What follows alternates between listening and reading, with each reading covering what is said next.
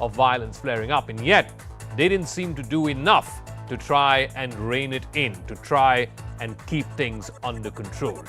All that and more through the course of the next half an hour. We'll be speaking to the governor as well, who was in Rishra today.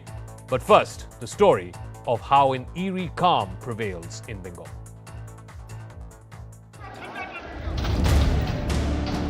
Bengal continues to simmer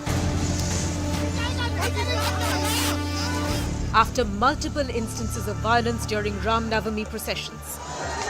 Political tempers also ran high as Bengal Chief Minister Mamata Banerjee accused the BJP of maligning the name of Lord Ram by organizing the violence. এবং এটাকে আমি বলতে চাই দাঙ্গা নয়, it's a criminal violence. বন্দুক নিয়ে নৃত্য করছে রামনবমীর মিছিলে।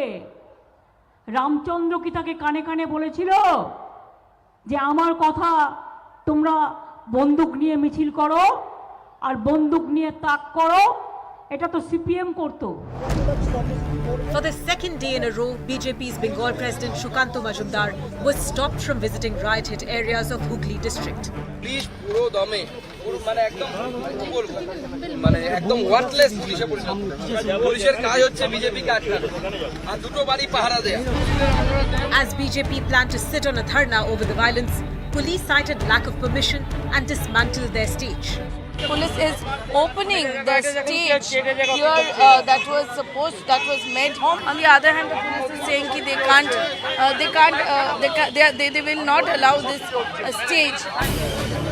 One person who did manage to visit the violence-hit areas was Bengal Governor C.V. Anand Bose, who vowed to root out mobocracy. We will never allow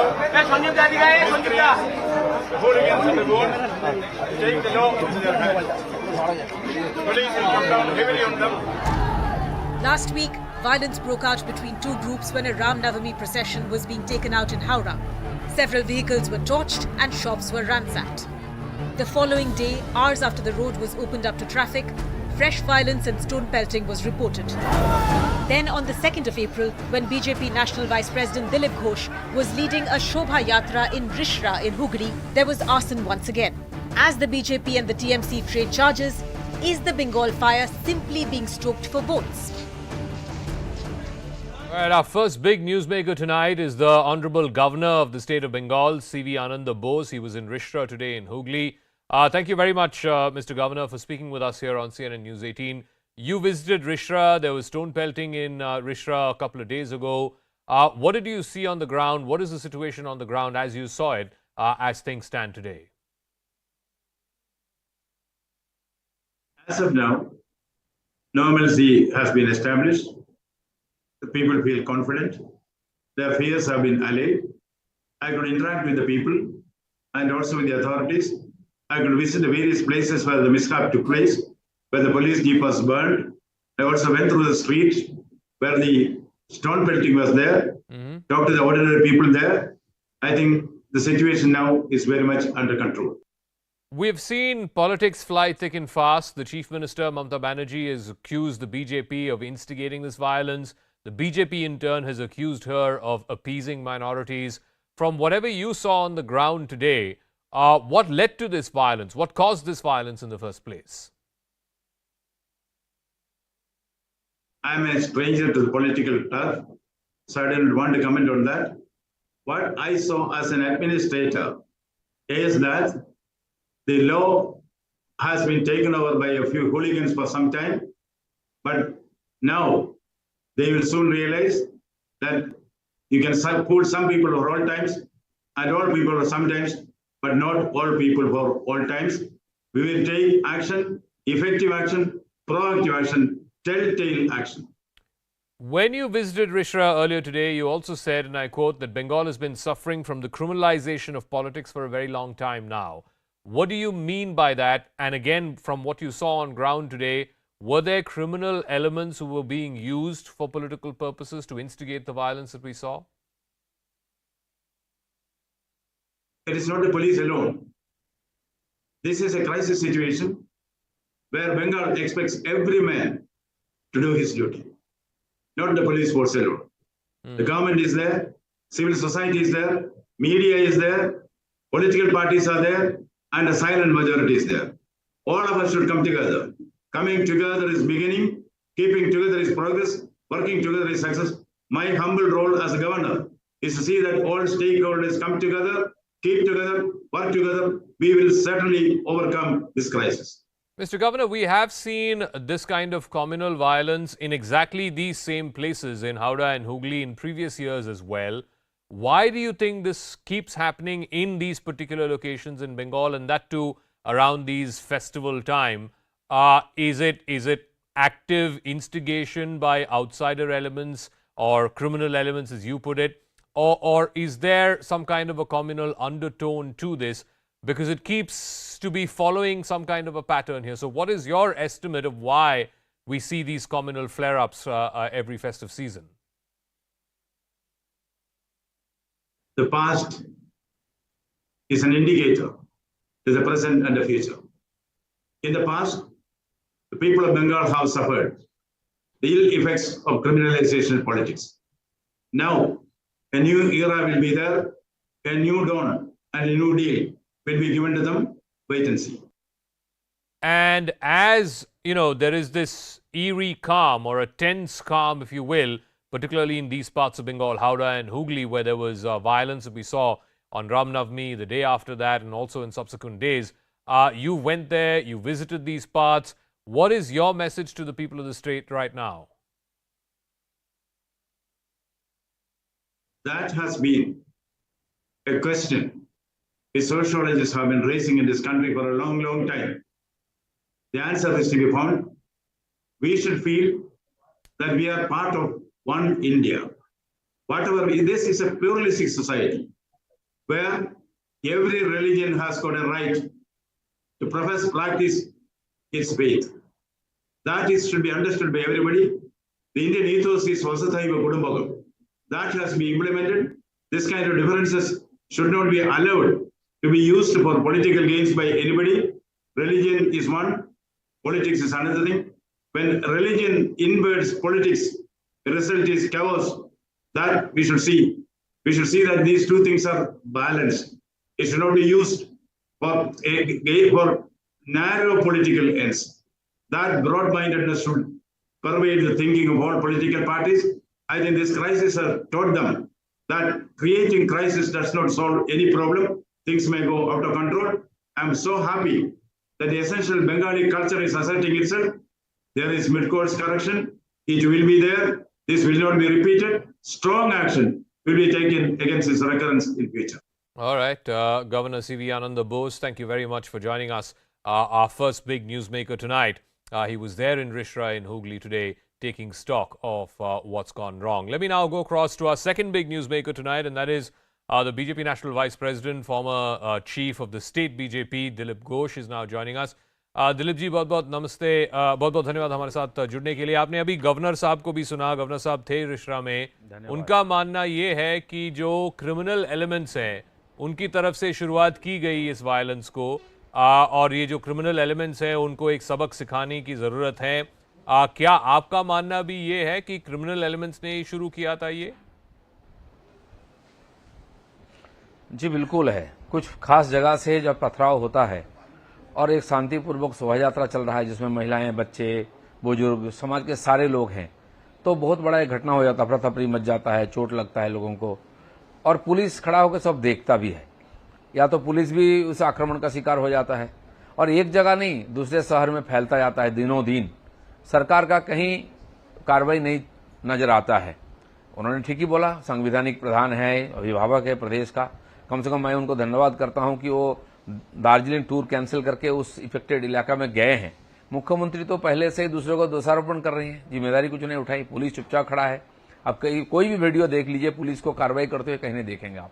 Howrah में पहला दिन गड़बड़ हुआ, शांत हुआ, दूसरे दिन हजारों लोग रास्ता में उतर करके तोड़फोड़ आगजनी करने लगे, और पुलिस सामने खड़ा है, ना किसी को रोक रहा है ना डंडा चला रहा है। एक भी बदमाश को नहीं पकड़ा गया। जहां से स्टोन पेंटिंग होता है कम से कम पुलिस तो वहां जाकर रुकेगा।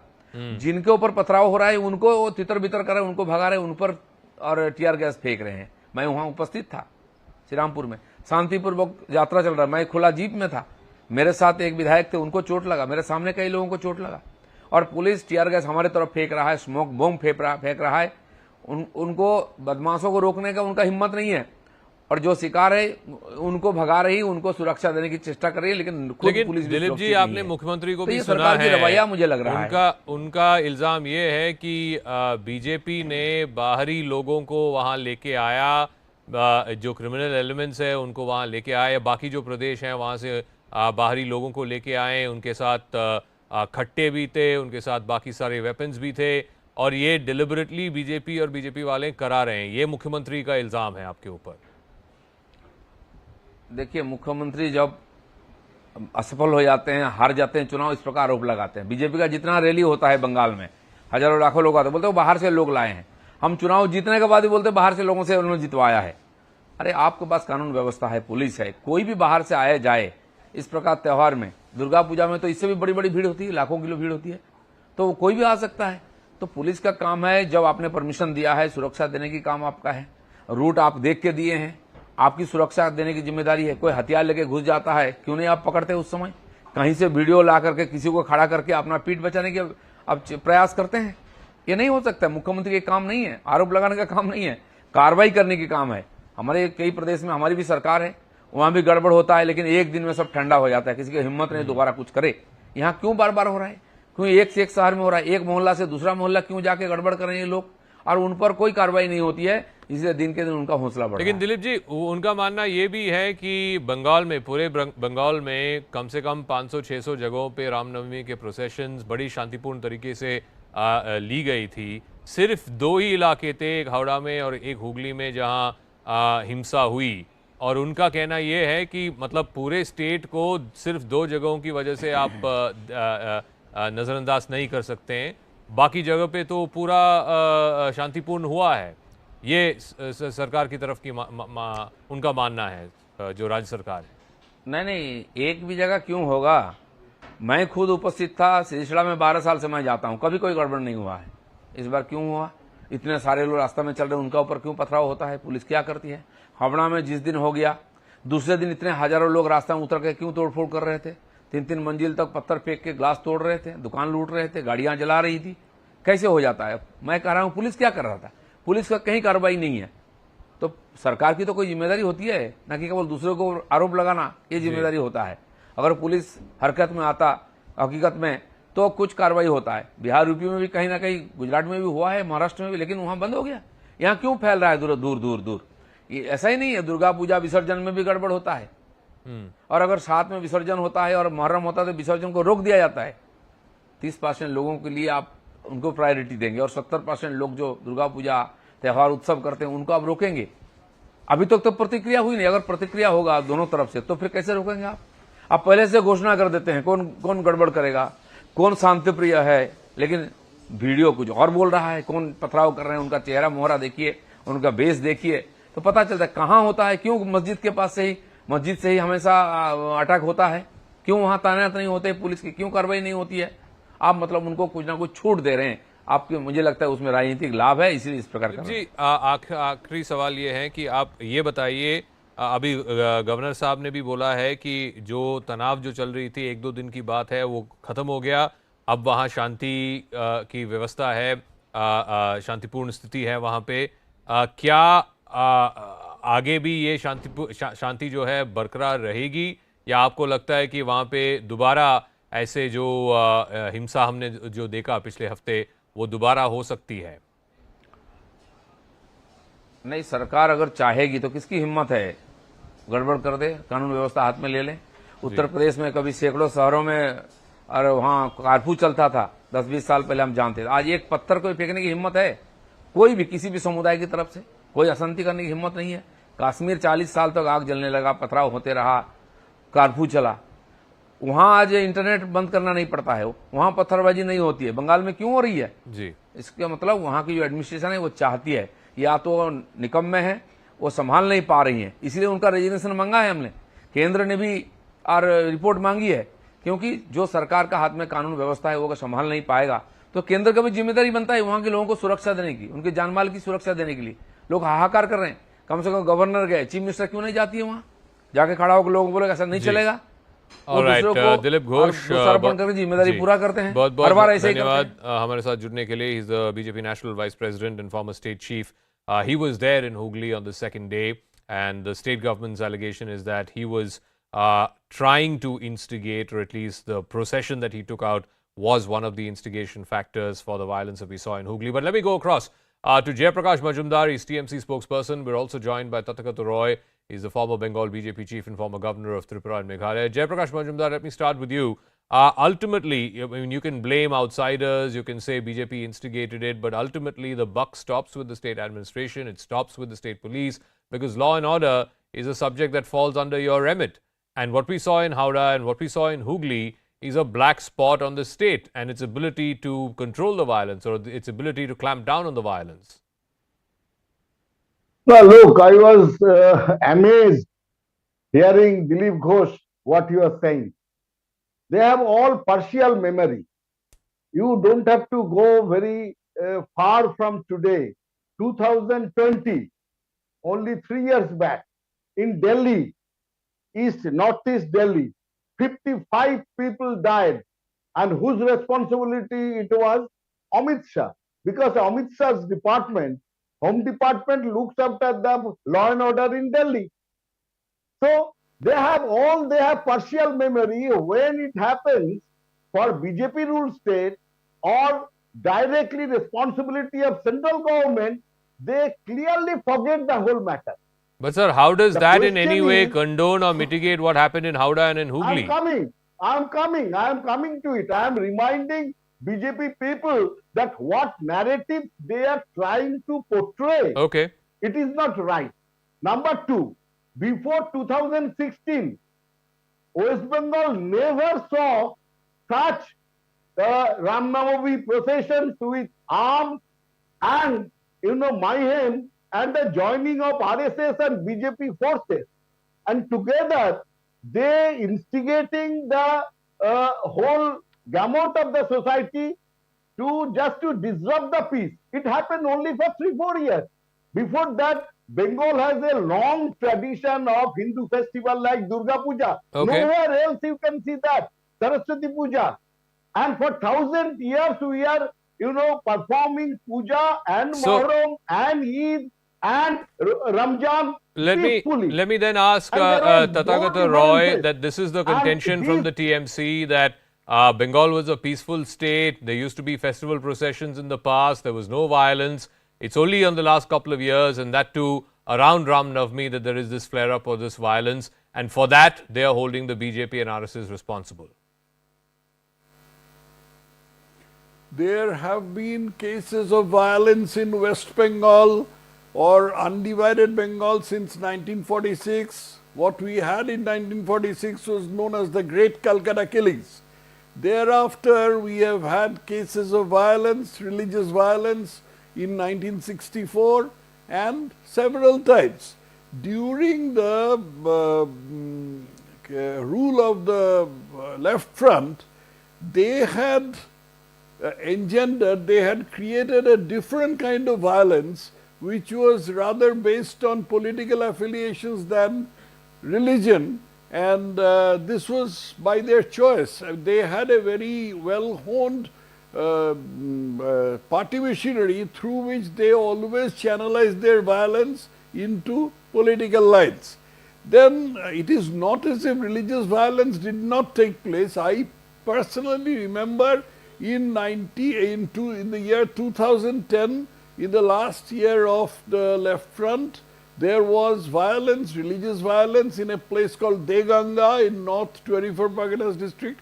I myself went to the spot and I interacted with the people, and it was very much a case of communal violence where people from the minority community who happened to be the majority there, they had desecrated Hindu temples and put fear in the hearts of the local Hindu people, and then even then Okay. the left front government did nothing about it. But what Now, about the what last have few I been years? hearing from Mr. Their Jam- contention is that the last few years, particularly around Ram Navami, these violent instances flare up. They claim at the behest of outsiders who are instigated by BJP and RSS elements. They've issued a photograph of a young man who was carrying a country-made pistol He's been identified as a man named Sumit Shaw, who's from Munger in Bihar. And the TMC is using that to validate their point that this is being instigated and done by outsiders at the behest of the BJP. Oh, this is very nice. So long I was hearing Mr. Jayaprakash Majumdar doing whataboutery. What happened in Delhi and what happened somewhere else, now at least they have got something to hang their arguments on. That is, one person was apprehended from Munger, and from that they have concluded that these violences take place only because of the presence of outsiders, who of course have been brought in by the BJP. These are not outsiders, these are Hindi speaking people. Kolkata has possibly as many Hindi speaking people as Bengali speaking people. Howrah possibly has more. So these are not outsiders. And secondly, there is no dearth of communal riots during the last 12 years of the last 10 years of Trinamool's rule. We have had very serious riots in places like Naihati, near Naihati. Then there were riots in a place called Baduria in Basirhat. There were riots in places like Kaliachak. And apart from these, the fact that the law and order machinery has completely broken down, as I think you or Dilip Ghosh before you had pointed out, that this is the bottom line is that this is the responsibility of the state government. The state government, the chief minister is very zealous. So let me ask Jayaprakash Majumdar, you know, again I come back to this point. The police, both in Howrah and in Hooghly, had issued advisories and guidelines the day before Ram Navami, saying there is the potential of flare-up of violence. Now, is the job of the police ending with just issuing guidelines, or is the job of the police to enforce the rule of law? Because all eyewitnesses and also, people... one second, let me ask Jayaprakash Majumdar. I'll come back to you, Mr. Roy, in a moment. Right, but on that point, I'll just take 20 seconds. Okay, all right. The place where violence started in Howrah, this time, it was the site of a similar fracas last year at Ram Navami time. Yes. Why didn't the police have enough intelligence to know that this is going to take place? Why was there such a meager police presence? So that's exactly what I want to ask Jayaprakash Majumdar. That if the police knew enough that there is the potential of violence flaring up to issue a guideline, then why didn't they have enough reserve force to ensure that that violence does not spread? The police's job does not end with issuing guidelines, does it? Of course. I would answer your questions in two phases. Very small time I will take. First of all, Tathagata Rai, what he said about the huge list of violence or rioting, he, very easily forgot the greatest rioting in independent India happened in Gujarat under the rule of Narendra Modi. More than 3,000 people killed, and then Prime Minister advised, then Chief Minister. Oh my God! You have got to stop this habit of interjecting. And the then Prime Minister Atal Bihari Vajpayee advised the then Chief Minister to do Raj Dharma, and he didn't pay heed to it. Neither that government was removed, and that is not a law and order problem. No, Mr. Majumdar, again come to the point. What happened 20 years ago in Gujarat? Coming to the present point. Yes, come to the current point. Coming to the present, I have reminded my good friend that they have got partial memory. Now, about the present thing, I was in BJP for 7 years, and at that point of time, Tathagata Rai was busy doing the governorship.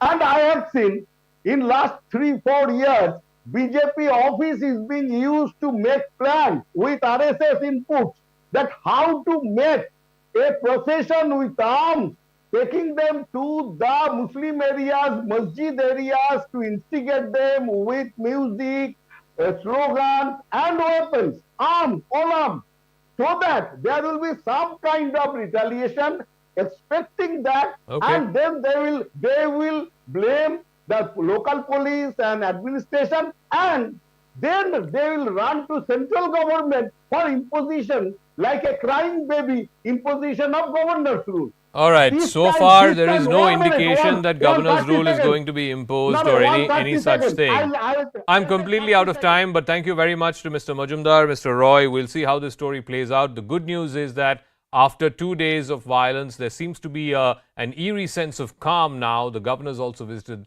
the place. He spoke to us earlier today, and those interviews will go up on our website as well. But I want to now shift focus to what's been going on between India and China for the better part of the last 3 years or so. The freeze between India and China, the line of actual control, is unlikely to thaw anytime soon. As part of its latest attempt to try and lay claim on Indian territory, China released a list of new names for 11 places in Arunachal Pradesh. The list of names released by China included 5 mountain peaks, 2 land areas, 2 residential areas, and 2 rivers. This even included a town close to Itanagar, the capital of Arunachal Pradesh. China already refers to Arunachal Pradesh, the entire province, as Zangnan, the southern part of Tibet.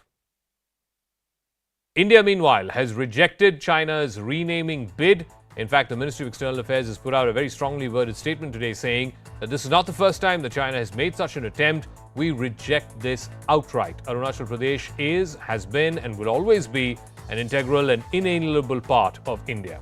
Attempts to assign invented names will not alter this reality. And as the Ministry of External Affairs said, this is not the first time that China has tried to, and that to unilaterally, rename places in Arunachal Pradesh. This is the third attempt in 6 years. In April of 2017, China released the first list of new names of 6 places in Arunachal Pradesh. This was done immediately after a visit of the Dalai Lama.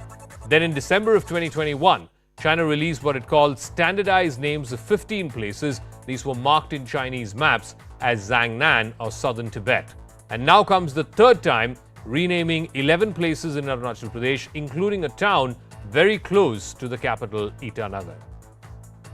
Over the last year or so, China has made a huge hue and cry whenever the Prime Minister, the central government's ministers, or even vice presidents and presidents try to visit Arunachal Pradesh. How can India counter these moves of the dragon? A, by boosting infrastructure along the line of actual control. That's an effort to try and keep China's growing influence in check. India is also part of the Quad group of countries that includes the United States, Japan, and Australia. It's got a sharp focus on the Indo-Pacific. China calls this an Asian NATO. India has also banned more than 250 Chinese apps amid security concerns. And in a conversation with me last week at the Rising India Summit, External Affairs Minister Dr. S. Jaishankar said that the situation at the line of actual control is still very much dangerous. So tell me, since you mentioned China, where are we on this, the border confrontation that happened? I mean, I believe out of the 7 odd points, 5 there has been disengagement, 2 there is still no disengagement. Just a broad understanding that, do you believe this has gone beyond the remit of army commanders? This has to be a political sort of dialogue and eventually moving to resolve the situation? Look, first you have to understand what is the nature of the problem. The nature of the problem is that 2 militaries who generally were not 24/7 deployed at or on or very close to the LAC have done so to a great degree after May of 2020. Because pre-May of 2020, both militaries were primarily located in the depth areas where they had permanent bases, and then they would patrol out into the LAC. Now, in 2020, the Chinese breached that in violation of the 93-96 agreements, brought forces to the LAC. Obviously, we countered it. They stayed there, we stayed there.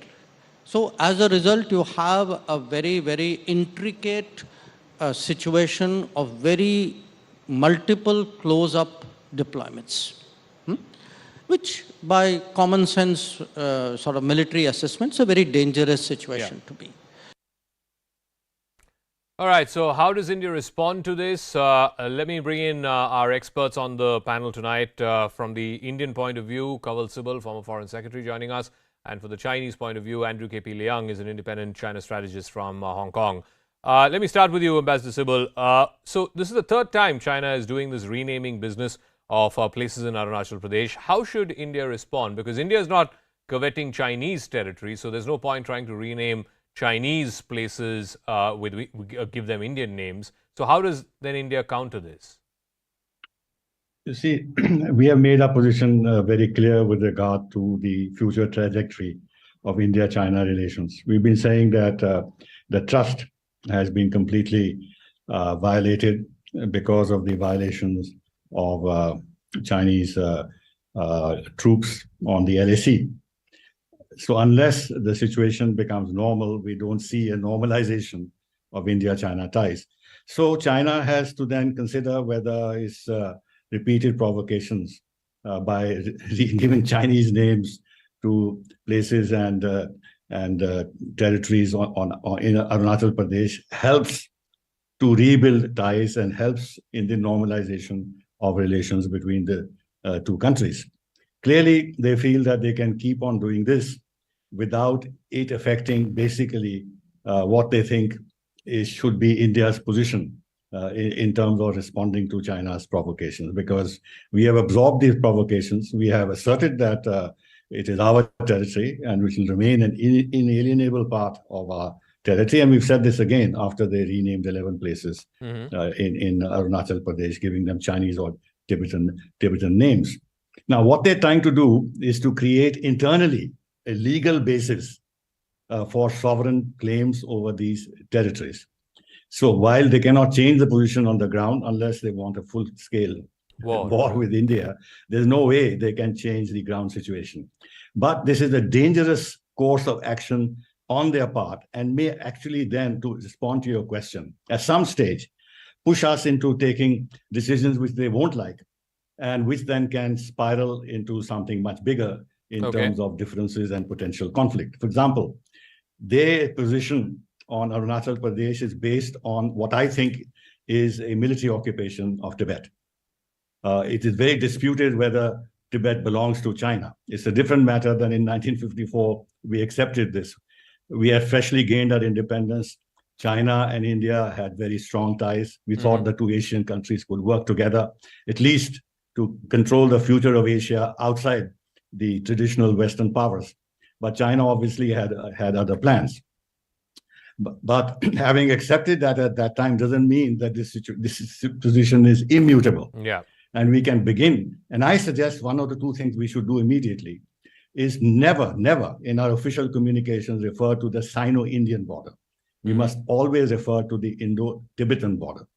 Okay. And secondly, when we draw our maps of this part of the world, we should show Greater Tibet in dashed lines as part of China. This doesn't change the basic position of having accepted Tibet as part of China, but it would also add a nuance that there is something like Greater Tibet, and there is a Tibet region which is not reconciled to overlordship and military occupation of China. So, if they push us in this direction, then obviously the relations will become even sour. But they're willing to take this risk, clearly, because there is no provocation at all from the Indian side. So let me ask Andrew K.P. Liang, it's one thing to say, okay, there are misperceptions or different perceptions when it comes to a line on the border. That, well, there are at different points, I think about 60-odd points on the 3,500-kilometer long LAC, there are these different perceptions. But here what China is doing is to try and lay claim to an entire province. The state of Arunachal Pradesh is a huge land mass. It's like India saying all of Yunnan belongs to India or all of Henan belongs to India. I mean, you can't claim an entire province. That is ridiculous.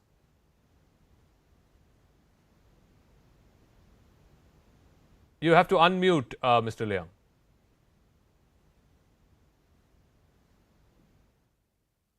Okay, we still can't hear you. You have to unmute your computer. Yeah, go ahead.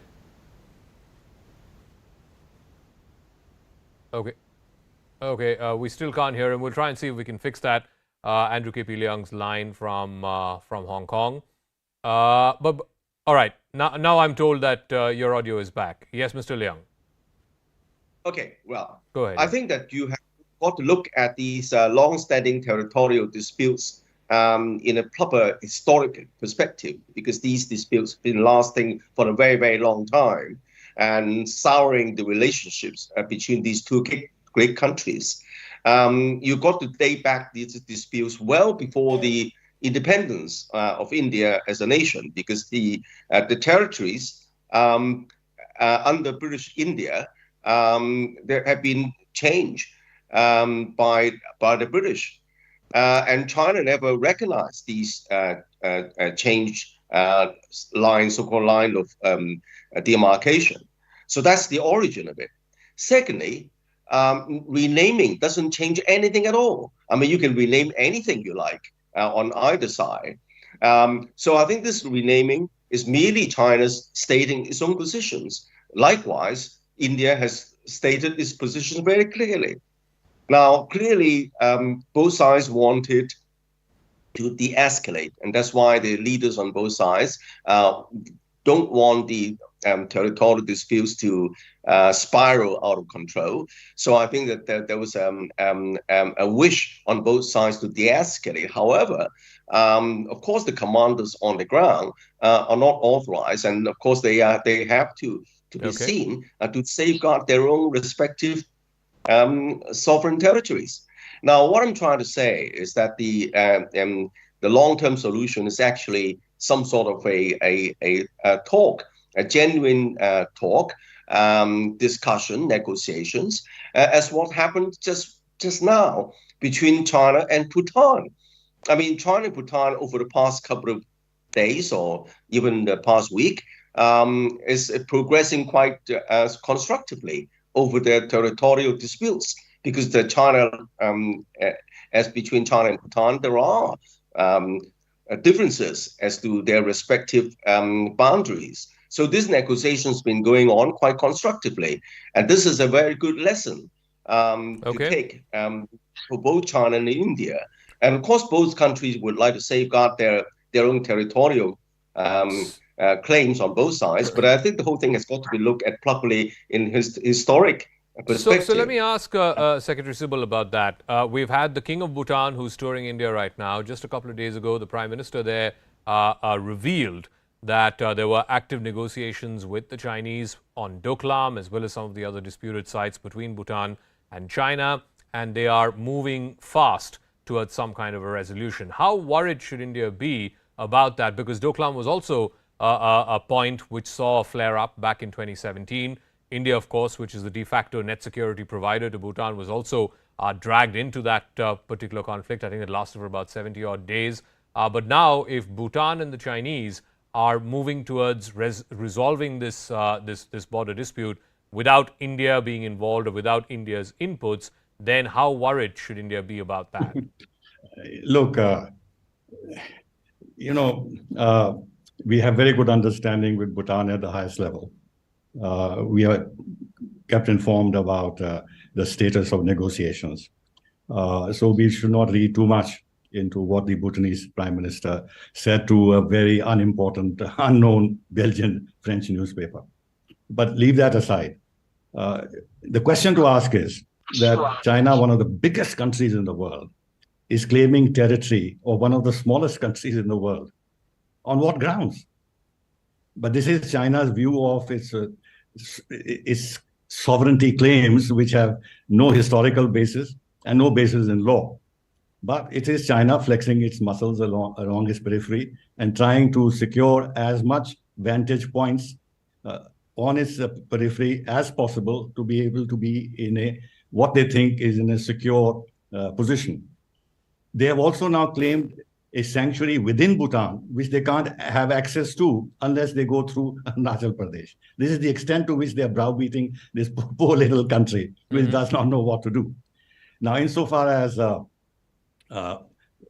sovereignty claims over Bhutan are concerned, especially in the Doklam area, Bhutan is not wrong in saying that there is a dispute between Bhutan and China. Yeah. But also, India is deeply interested in this part of the territory because of very vital security considerations. And therefore, Bhutan and China cannot agree to the tri-junction unless India is involved. To that extent, what they're saying is not wrong. And I don't think that Bhutan can independently negotiate anything with China with regard to the territory in which we are interested.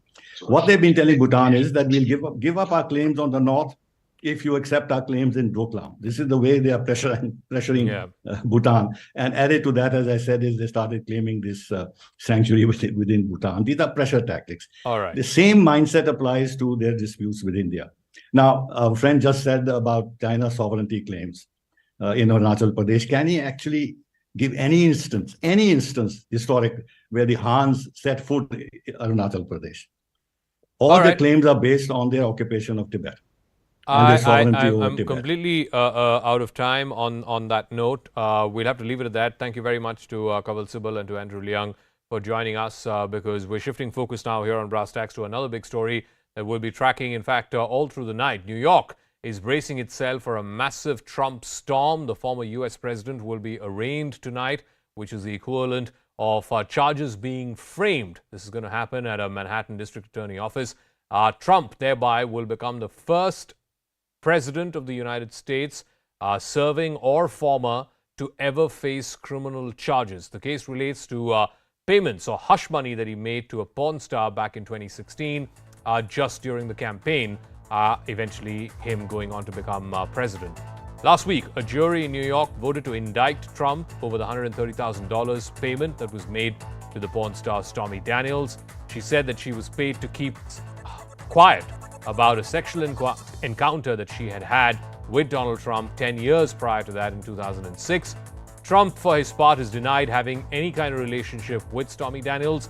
The indictment means that the jury believes there was enough evidence to bring criminal charges against the former U.S. president.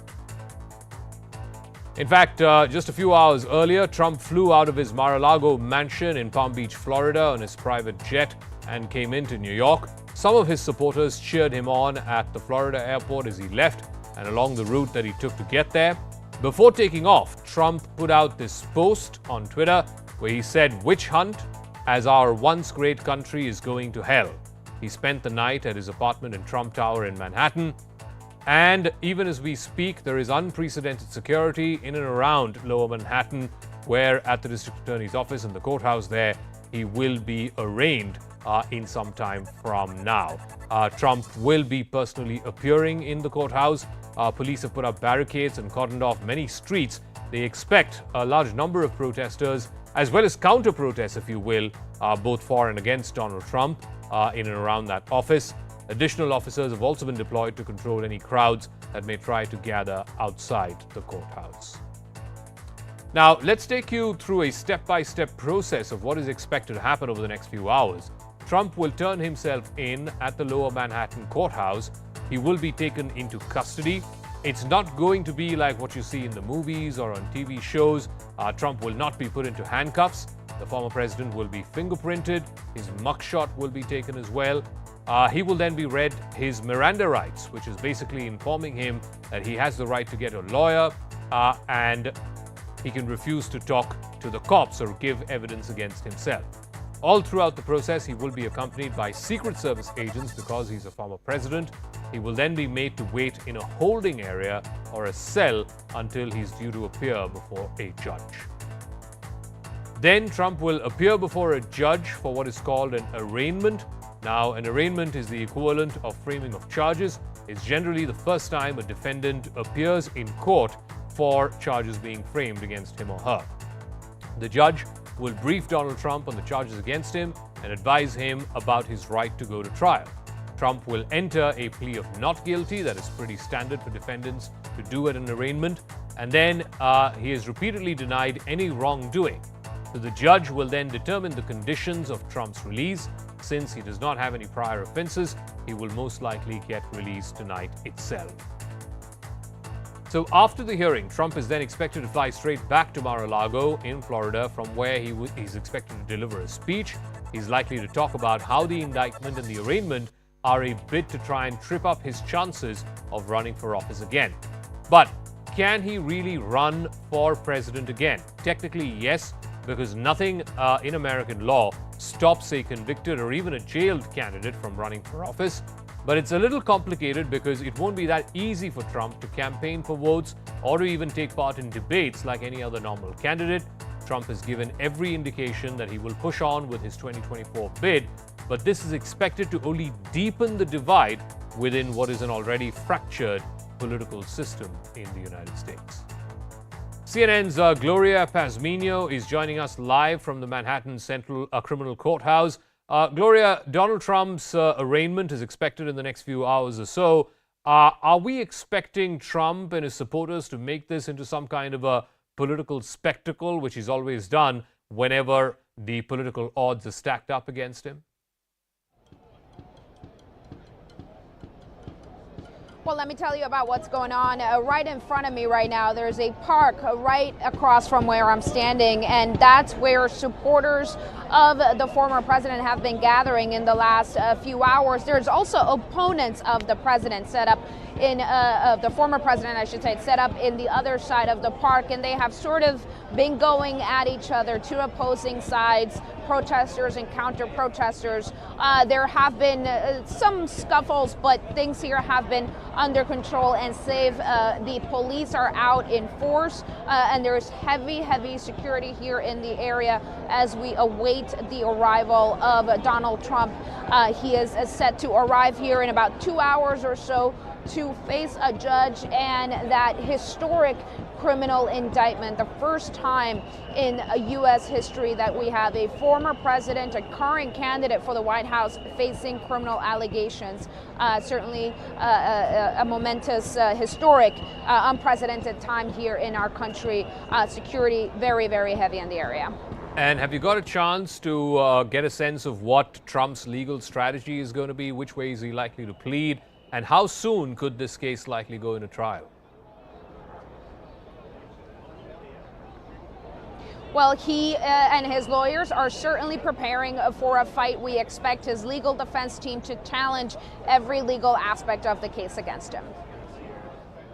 All right, we'll leave it at that. Gloria, thank you very much for joining us from outside the Manhattan Criminal Courthouse, where in a few hours Donald Trump is expected to make a personal appearance and he will be arraigned, which is the equivalent of framing of charges. This is the first time ever that a former U.S. president is facing criminal charges, in this case of paying hush money to a former porn star to buy her silence, as it were, about an alleged affair that they had 10 years ago. Meanwhile, after the indictment happened last week, Donald Trump called the United States a third world country.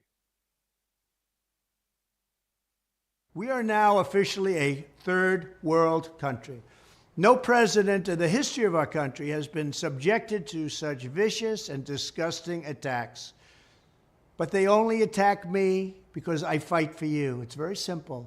They can't buy me and they can't control me, and that scares them beyond belief. Since the very beginning, I've shunned the globalist special interest donors who have made a fortune off of destroying our country. Instead, our presidential campaign has always been funded by grassroots patriots like you. Your contribution today will show the left that nothing can destroy the greatest political movement in history. This is the greatest movement in political history. There's never been anything like it. I also want to go across to Erica Tulfo, who's joining us again live from outside the Manhattan Criminal Courthouse, where Trump is expected in the next few hours. Erica, just paint the picture of what you're seeing around you. Obviously, there are Trump supporters, and I'm given to understand that there are opposers of the former president as well. What is the scene around where you are right now? Thank you so much. So like you said, there are protesters, but what's actually interesting is that it seems like the media actually outnumber the number of protesters over here. So the protesters are gathered in a park that is right across from the Manhattan Criminal Court. You know, as the time of the arraignment draws nearer, all the cameras are directed to this road, because that is where the former president is expected to make his appearance. He is coming from Trump Tower, which is in Upper Manhattan, and now the Manhattan Criminal Court is in Lower Manhattan. So he is on his way here and we are all expecting him. Just give us also a sense of what is expected legally in court today. Trump is expected to make a personal appearance. The charges against him are going to be read out to him. And then, of course, he gets an opportunity to tell the judge and to tell the courthouse how he intends to plead. So walk us through what is expected. Sure. So the first thing I'm going to say is that the judge ruled yesterday that no live broadcast will be permitted within the court. So what will be allowed, however, are photographers, just a handful of them, to take still photographs of Trump before the arraignment actually starts. He's going to be accompanied by federal agents as he makes his way to the courtroom, and it is not expected that he will be handcuffed either. What I will say is that nobody knows exactly what the charges are against him, and the indictment will only be unsealed when the arraignment actually begins.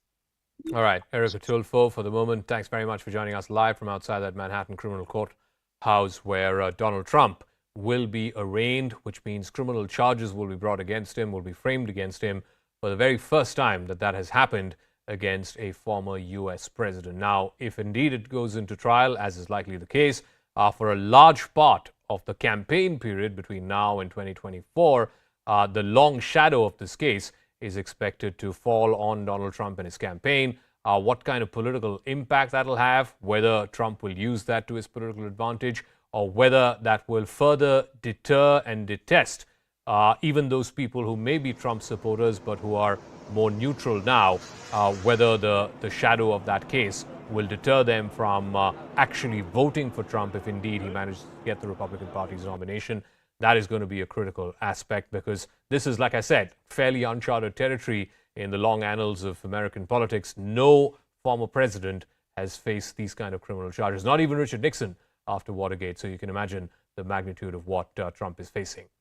That's it. That's a wrap. Thanks very much for tuning in. I'll see you again tomorrow night, same time.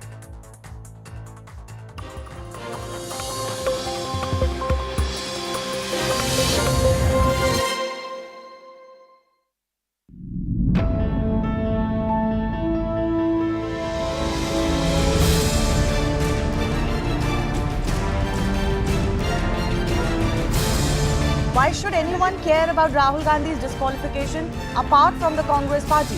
It's not as if what he's been disqualified for is a larger public cause.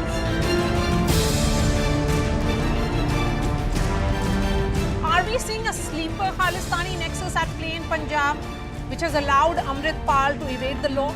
Unfortunately, Punjab has that sleeper cells right from 80s.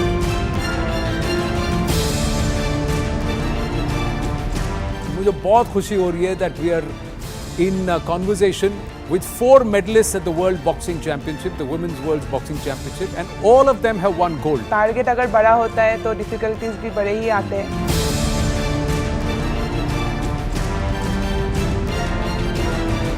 Donald Trump trying to run for office again. Do you reckon he'll be able to win the Republican Party nomination? And why are Republicans still sort of rallying around him? That Trump will get the Republican nomination. I think if he is nominated, he will lose for sure.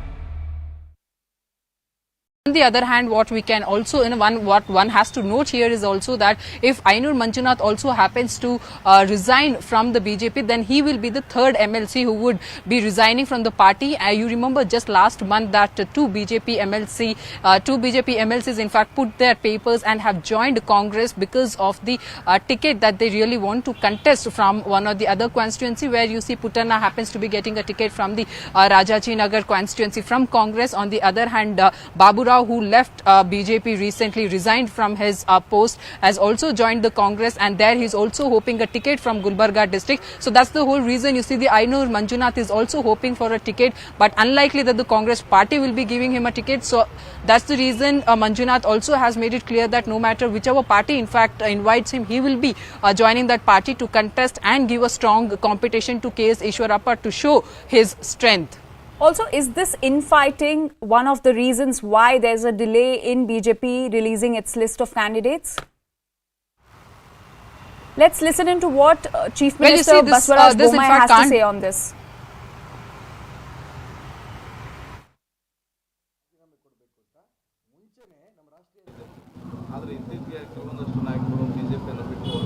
ಇಲ್ಲ ನೋಡಿ, ನಾನು ಹೇಳ್ತೀನಿ ಕೇಳಿ. ಇದೇನಾಗಿದೆ ಅಂತಂದರೆ, ಈಗ ನಮ್ಮ B J P ಈಗಾಗಲೇ 125 ಶಾಸಕರು ಇದ್ದಾರೆ. ಅಲ್ಲಿ ಕೆಲವರು ಆಕಾಂಕ್ಷಿಗಳಿದ್ದಾರೆ. ಅವ್ರಿಗೆ ಅಲ್ಲಿ ಅವಕಾಶಗಳಿಲ್ಲ ಅಂತ ಮನಗೊಂಡು 2-3 ಜನ ಬಿಟ್ಟೋಗಿದ್ದಾರೆ ಹೊರತಾಗಿ ಇದರಿಂದ ಬಿ ಜೆ ಪಿಯ ಚುನಾವಣೆಯ ಮೇಲೆ ಯಾವುದೇ ರೀತಿಯ ಅದರ ಎಫೆಕ್ಟ್ ಆಗೋದಿಲ್ಲ. ಸರ್, ಡಿ ಕೆ ಶಿವಕುಮಾರ್ ಬಂದ ಕಡೆ ಎಲ್ಲ 45 ದಿನ ಅಷ್ಟೇ ಈ ಸರ್ಕಾರ ಹೋದ್ಮೇಲೆ ನಮ್ಮ ಸರ್ಕಾರ ಎಲ್ಲ ಕ್ಲೀನ್ ಮಾಡ್ತೀನಿ ಅಂತ ಕೂತಿದ್ದಾರೆ ಸರ್. ಈಗ ನೋಡಿದ್ರೆ ಆಮೇಲೆ ಸಿ ಎಂ ಫೈಟ್ ಬೇರೆ ಸ್ಟಾರ್ಟ್ ಆಗಿದೆ. ಏನಲ್ಲ, ಡಿ ಕೆ ಶಿವಕುಮಾರ್ಗೆಲ್ಲ ಗೊತ್ತಿದೆ, ಅವ್ರದ್ದು ಅಧಿಕಾರಕ್ಕೆ ಬರಲ್ಲ ಅಂತಲೂ ಗೊತ್ತಿದೆ. ಜನರನ್ನ ಈ ಥರ ಮಾತಿನಿಂದ ಮರಳು ಮಾಡುವಂಥ ಒಂದು ಪ್ರಯತ್ನ, ಅದರಿಂದ ಭಾಳ ಜನ ನಾಯಕರನ್ನ ಕರ್ನಾಟಕ ಜನತೆ ನೋಡಿದೆ. ಸರ್, ಸಿದ್ದರಾಮಯ್ಯನವ್ರಿಗೆ ಏನಾದರೂ ಆತಂಕ? Ritu, coming back to you. So, is infighting one of the reasons why there's a delay in BJP releasing the list of candidates? Well, this can't be the reason for the delay in the list of the BJP. In fact, you see, because the kind of the procedure that the BJP has in fact adapted right now is one, of course, that they have went ahead and have adapted that an internal poll, opinion poll meeting that had taken place couple of days back across the Karnataka and in all the constituencies where the district level officers were given a preference, where all their opinions were being considered, where there were senior leaders who were also being deployed in all the constituencies during this poll meeting. And right after that poll opinion meeting, all that data was in fact been forwarded for the core committee meeting, which in fact took place just last Saturday and Sunday. And now that the other meetings are also ongoing, in that meeting you see all the senior leaders in the Bengaluru constantly are working on that whole list to see to it that what kind of stiff competition that they can give to the opposition in all the constituencies, because moreover the BJP has the plan to release in one set that all the candidates' names. So that's the plan that they are having, and because of the technical process that they are undergoing, so that's the reason there is a bit delay in their list to come out. But yes, very soon, that on 8th of April is that the whole the information that whatever they have assimilated in during these meeting will actually be forwarded to the Delhi office, to the BJP higher command there, and therefore that list will again go through. The senior leaders will again in the Delhi go through that whole list and will be releasing the BJP's candidates list by let's say April 10th, was that we are expecting the BJP's list to be out. Karnataka BJP is struggling with infighting in BS Yediyurappa's home district of Shivamoga. BJP MLC Ayanur Manjunath has threatened the party to fight as a rebel candidate if the BJP fields former Minister K.S. Ishwarappa or his son from the Shivamoga constituency. The leader plans to resign as an MLC and contest against K.S. Ishwarappa from the seat. Now, sources have also told CNN News 18 that the party is struggling to manage both leaders. Meanwhile, BJP Parliamentary Board is likely to meet on April 8 to finalize the list of BJP candidates for the upcoming polls. Ticket ಸಿಗಬಹುದು ಬಿಜೆಪಿಗೆ ಅಂತಕ್ಕಂಥ ಯಾವುದೇ ಲಕ್ಷಣಗಳು ನನಗೆ ಕಂಡು ಬಂದಿದೆ. ಕೆಲವರು ಅವರವರ ಮಕ್ಕಳುಗಳ ಹೊಸ ಪಟ್ಟಿಯ ಮಕ್ಕಳುಗಳ ಹೆಸರು ಓಡಾಡ್ತಾರೆ. ಈ ಹಿನ್ನೆಲೆಯಲ್ಲಿ ಮನೀಶ್ ಈಶ್ವರಪ್ಪನವರು ಪತ್ರಿಕಾಗೋಷ್ಠಿ ಹೇಳಿದಂತ ಮಾತನ್ನು ಬಹಳ ಗಂಭೀರವಾಗಿ ಯೋಚಿಸಿ ನಮ್ಮ ಸ್ನೇಹಿತರು ವಿಶ್ವಾಸಿಗಳೊಂದಿಗೆ ಸಮಾಲೋಚನೆಯನ್ನು ಮಾಡಿ ಒಂದು ನಿರ್ಧಾರಕ್ಕೆ ಬಂದಿದ್ದೇನೆ, ಸ್ಪರ್ಧೆಯನ್ನು ಮಾಡಲೇಬೇಕು. CNN News 18's Ritu is joining us on this story. Ritu, can you tell us more about this infighting that has erupted in the BJP for the Shivamoga constituency?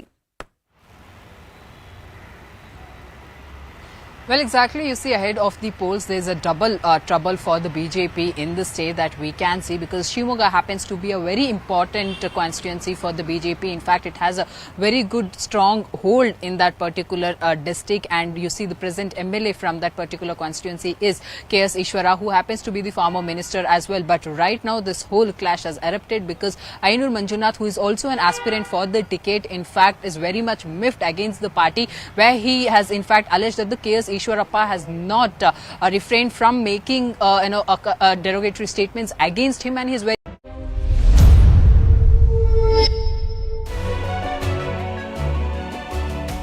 Hello, Namaskar. This is First Post and you're watching Vantage with me, Palki Sharma.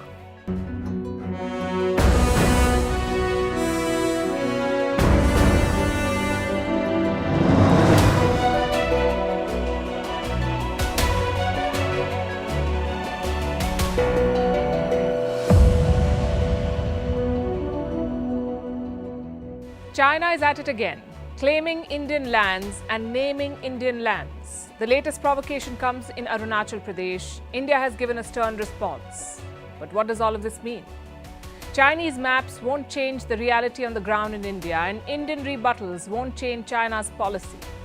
We look at the history of this conflict and what lies ahead. Also, is China a developing country? The Americans say it's not. They've passed a bill saying this.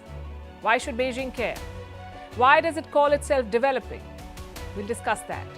The yuan is challenging the dollar.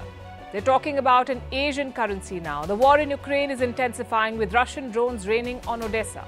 Japan is worried. It wants to build bomb shelters for its people. Germany is running out of people. It wants to import them. Saudi Arabia is leading a realignment, reworking power equations in the region. And amid all of this, some parents want to raise genderless babies. Not he or she, they're they. They're calling them babies. This is our world. Pronouns are political. The headlines first. Heavy security in New York as Donald Trump gets ready to appear in court. He's the first former US president to face criminal charges. Trump was indicted for hush money payment to porn star Stormy Daniels. The US says a top ISIS commander was killed in its airstrikes in Syria. Khalid al-Jabouri, the terrorist responsible for planning attacks in Europe, has been eliminated. Australia joins the anti-TikTok club. It has banned the app from government devices. Beijing lodges a protest. The US, the UK, France and New Zealand, among others, have already banned Chinese-owned TikTok over security concerns. A Swedish court pulls up the police for banning protests over the burning of the Quran. It says the police were wrong. Quran burning incidents in Sweden sparked fury in Muslim countries like Turkey, which put its NATO bid on hold. And the UK's Home Secretary, Suella Braverman, slams British Pakistani men, accusing them of harming white English girls. She says the police are turning a blind eye due to political correctness.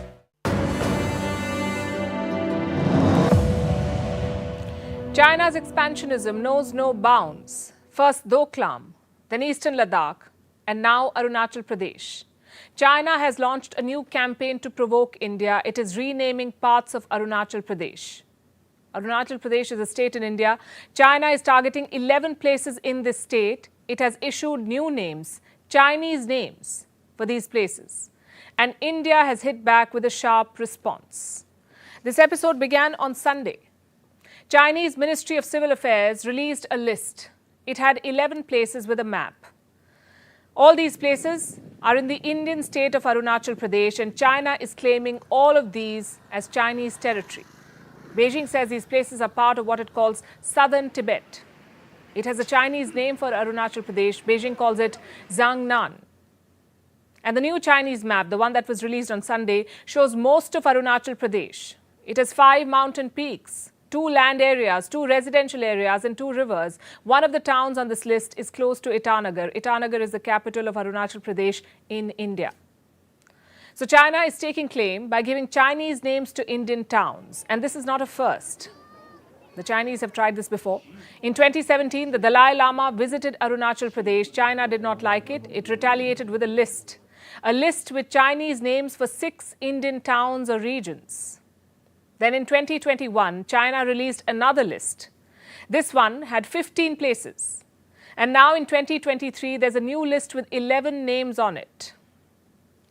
How does it help? What does China gain by giving Chinese names to Indian territories? It's a way to build pressure. It's a way to needle India. And China's justification is unbelievable. It says it's just standardizing geographical names. I have a copy of the Chinese notification with me, the one that sparked the latest row. Listen to what it says. According to the relevant provisions of the State Council on the Management of Geographical Names, China's Ministry of Civil Affairs, together with relevant departments, has standardized some geographical names in southern Tibet. The third batch of supplementary place names for public use in southern Tibet, 11 in total, is now officially announced. It's a carefully worded statement, and it has one clear takeaway. This order came from the top. China's top leadership is the driving force behind this. And how did we reach this conclusion? Because this is a formal official order released by China's Ministry of Civil Affairs, and this is in line with instructions from China's State Council. The State Council is the cabinet of the Chinese government. So I repeat, the decision came from the top.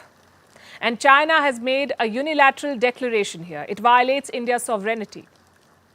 What is India's reaction? New Delhi has issued a firm statement. Here's what the Ministry of External Affairs in New Delhi said, and I'm quoting, "This is not the first time China has made such an attempt. We reject this outright. Arunachal Pradesh is, has been, and will always be an integral and inalienable part of India. Attempts to assign invented names will not alter this reality." So that's a clear message from New Delhi. And this statement, like similar statements in the past, will not alter the reality that China claims the whole of Arunachal Pradesh. This is a long-standing dispute. India and China share a border that is 3,488 kilometers long. The border is not demarcated, and China misuses this fact. There are repeated flare-ups. The border is divided into three areas: the western sector, which is around Ladakh, the middle sector that covers Himachal Pradesh and Uttarakhand. Tibet is on the other side of this boundary, that's the middle sector. And the third area is the eastern sector, around Arunachal Pradesh and Sikkim.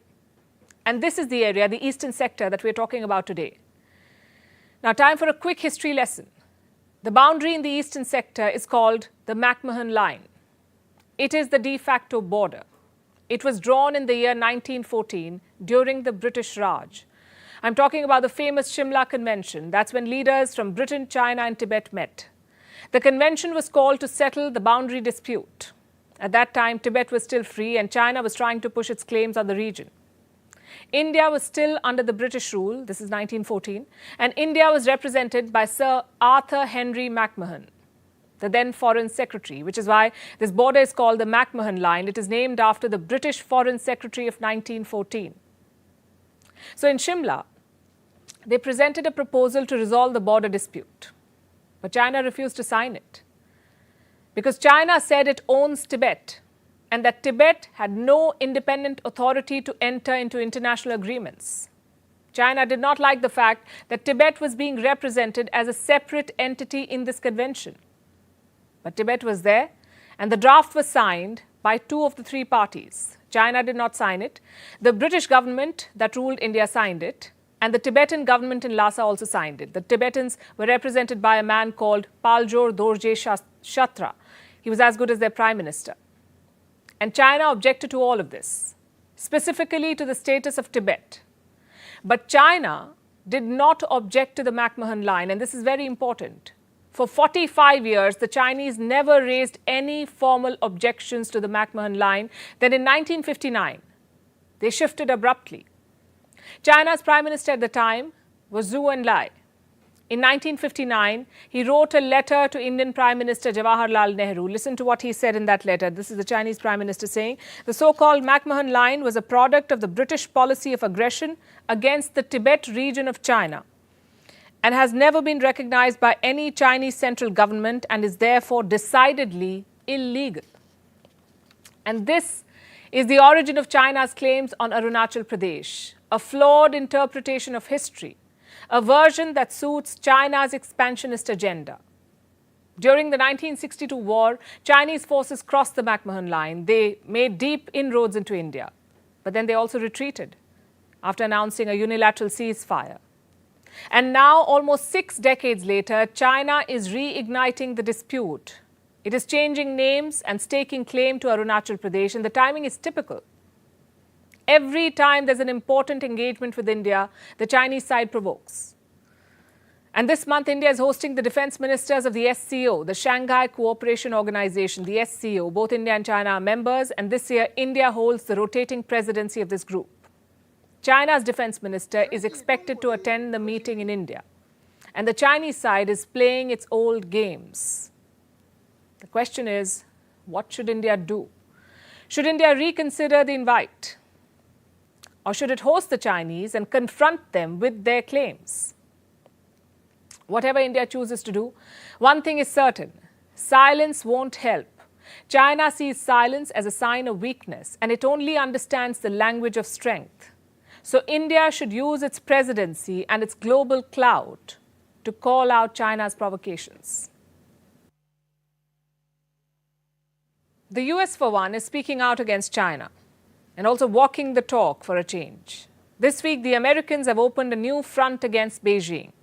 It's about a simple question: is China a developing country? US lawmakers say it's not. They say China is not a developing country, and they introduced a bill in the US House of Representatives. That's the lower house of the US Congress. The bill is aptly titled, "The People's Republic of China is Not a Developing Country Act." There's no room for doubt. It spells out what it wants to say very clearly. It is addressed to the US Secretary of State Antony Blinken. The bill says Blinken should launch a diplomatic campaign at international organizations. He should ensure that China is stripped of the label of a developing country.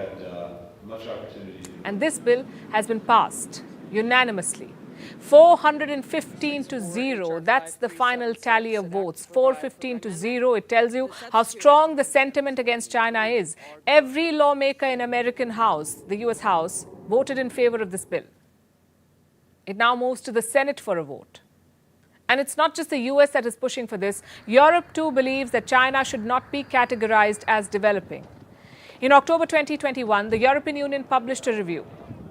Here's what it said about China, and I'm quoting: "One way for China to show leadership would be by refraining from claiming benefits that would correspond to a developing country in ongoing negotiations." And Australia is of the same view. In 2021, Australia asked China to give up its access to special and differential treatment as a developing country. So the idea has wide support. But why is this distinction important? How does it matter if China is called developed or developing? Do these labels really have any meaning? Well, they do, and they do make a lot of difference. As of today, all leading international organizations bracket China as a developing country. We're talking about the United Nations, the World Bank, the World Trade Organization, or WTO. All of them call China developing. And on what basis do they do this? How is one country called developing and another called developed? You see, each organization has its own criteria. The World Bank, for instance, classifies countries on the basis of gross national income. But the WTO does not accept this definition. In fact, the WTO has no benchmarks whatsoever. At the World Trade Organization, every member can allocate itself into the group it wants to. So each member decides how it wants to be categorized. The WTO has 164 members, and 2/3 of these members call themselves developing countries. That's around 109 countries. They're developing. And India is part of this list, so is China. As per the rules, if China wants to call itself developing, then it will be labeled as a developing country at the World Trade Organization. But why does China want this label? Because it translates into significant gains for Beijing. Developing countries get some benefits. They can take longer to implement a deal. They also get more trade, and they get preferential treatment. The idea is to help developing countries, to give them a better playing field. But China has been accused of misusing these privileges. There's a long list of charges against China, like preferential treatment for state enterprises, data restrictions, lack of enforcement of intellectual property rules. Basically, China rigs the global system in its favor. That's the charge against it. Of course, China denies it.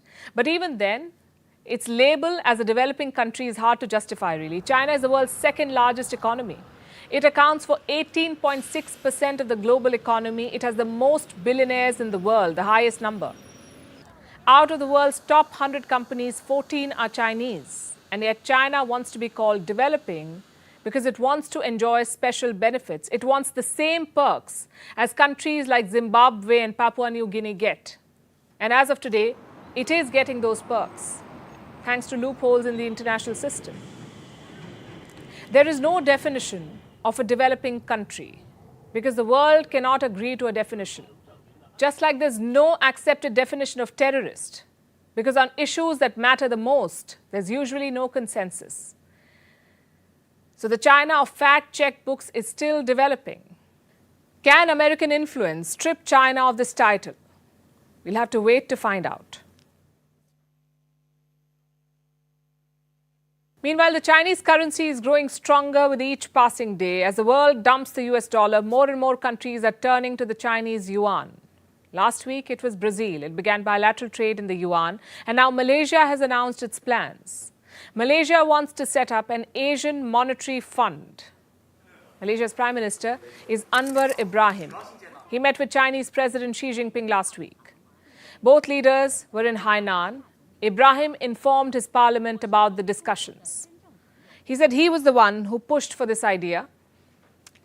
And I have some quotes from the Malaysian Prime Minister.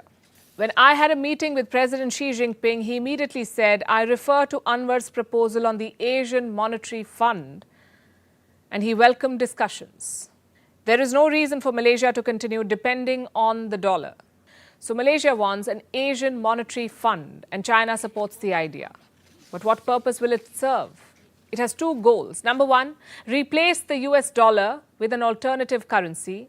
And number two, reduce reliance on the International Monetary Fund, the IMF, the lender of last resort for countries. The IMF bails out countries in economic distress.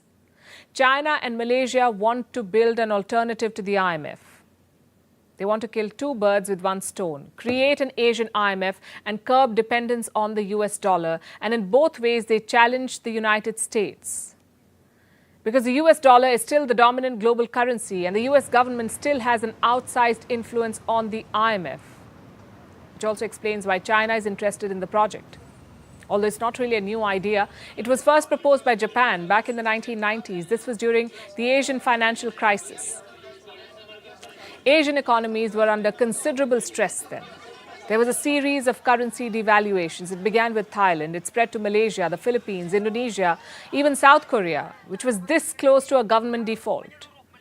The IMF bailed them out, but it also imposed very tough conditions. There was a lot of discontent among Asian nations. They thought some of the IMF's demands were unfair, and that's when the idea of an Asian monetary fund was born. It was supposed to be a counter to the IMF, an institution to help Asian countries overcome financial challenges. But the idea never really took off. The proposal led to disagreements between Japan and the US. The US pushed back hard against the idea. No prizes for guessing why.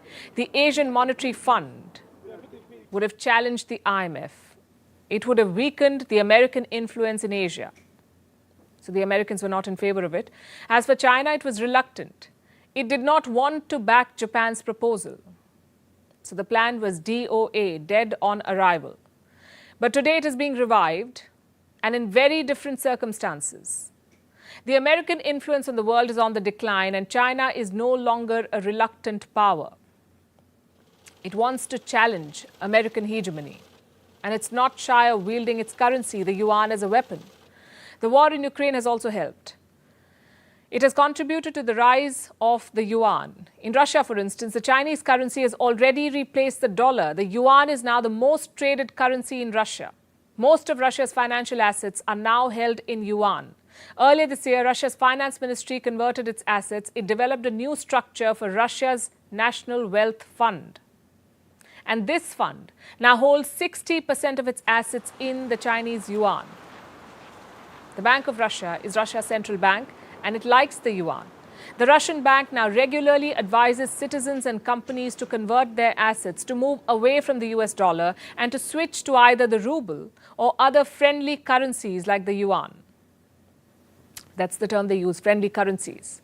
So Russia is shifting. So are some ASEAN countries like Indonesia, Vietnam, and Cambodia. They're ditching the dollar. They're settling trade in local currencies. The trend is quite clear. The Chinese yuan is going places and it's finding takers. The American dollar is losing friends. Now to the latest from the war in Ukraine. Russia has attacked the Ukrainian port city of Odessa. It is said to have used 17 drones to bombard the city. These were the Iranian Shahid kamikaze drones. Kamikaze drones are built to crash into and destroy targets. They are suicidal drones. Russia launched 17 of them. Ukraine says it shot down 14. No casualties were reported. But why is this newsworthy? After all, Russia keeps shelling Ukrainian territory all the time. This one is being talked about because of its scale, also because the drone attack is being seen as retaliation. Retaliation for what? A recent assassination on Russian soil. On Sunday, a Russian military blogger was killed in St. Petersburg. The blogger went by the nickname Vladimir Tatarsky. His real name was Maxim Fomin. He was quite a popular figure with more than 560,000 followers on the social media platform Telegram. And he had Kremlin's patronage. The Russian state backs many such military bloggers. This man served in the war in Ukraine, and he also wrote about it. And his stance was unabashedly pro-war. Let me give you an example. This is Fomin from when Russia announced the annexation of 4 Ukrainian regions last year. Из Георгиевского зала. Вот имена наших полков.